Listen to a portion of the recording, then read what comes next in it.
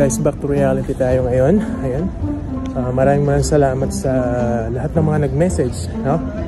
Na mag-iingat ako. And finally, thanks God, at nakarating tayo ng maayos dito sa bansang Saudi Arabia. Mag-isa umuwi, ayan, mag-isa na naman bumalik. Kaya nga medyo mas mahirap na yung pabalik, no? Kaysa sa pag-uwi.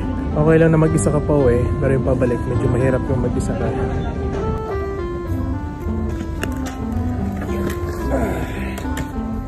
Ito na pambihira. Naharang pa ako guys dahil lang sa bagoong. Pambihira. Naharang pa ako dahil sa bagoong. Nakabote kasi bawal nakabote. Na-detect nila. Sabi ko na nga bang mahaharang ako sa bagoong eh. Pambihira. Pinabuksan pa yung bagoong. Akala nila siguro wine sa nakabote. So, ayun na nga guys, nandito na ako sa loob ng sasakyan ng aking kapatid, ayan. And hello to my vlog. Hello! God! Atitangkad! Oh, na-miss kita, Atitangkad. Oh, na-miss ko kayo guys. Grabe naman talaga, no? At least may mga kapatid kang sumusundo ng ganito, no? Malaking bagay ito. Kasi pag alis mo ng Pilipinas kasi, andyan pa yung homesickness, kalungkutan. Tapos pagbalik mo ng Saudi at walang susundo sa'yo, mas malungkot. Diba? Pero may mga kapatid tayong sumusundo at sumusuporta sa atin. Ngayon, medyo nababawasan yung lungkot natin. Actually guys, isang van sana kami, isang truck. Kasi yung ibang kasama namin mga tulog na. No? Ay, yung mga kasama natin, yung mga ibang kapatid natin, bakit di kayo sumundo? Oh, tulog na eh. I-mention mo, itag mo.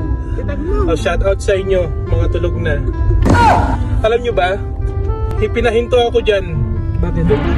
Yung luggage ko nga nung na-detect na may bote daw. Akala nila wine. Baka malaki. Malaki nga. Eh yun tuloy, pinapunta ako, kinabahan ako. Nang slight lang naman. Tapos pinakita ko sa kanya, mutir hadi, samak. Sabi ko sa kanya, bagong isda. Bagong. Pambihira pag... Oh, guys. Huwag kayo magdala ng mga tibote. Hindi pwede. Pwede na siguro maliit, pero pag yung malaki, bawal. Fred, kamusta? Ayos Red. Mukhang pinabayaan ka lalo Pinabayaan ako natin pang Fred.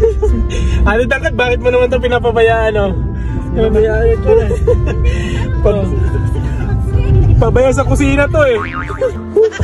Guys, finally home. Ayan. Finally home. Pagod na pagod, pambihira. Alog na alog yung utak ko eh. Kanina pa bumabiyahe eh. Simula ng alas 5.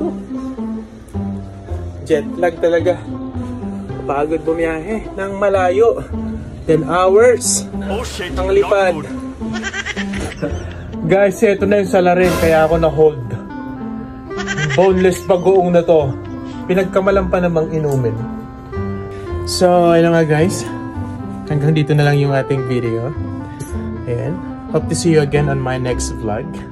Lagi kayong mag-iingat. I love you. Bye-bye.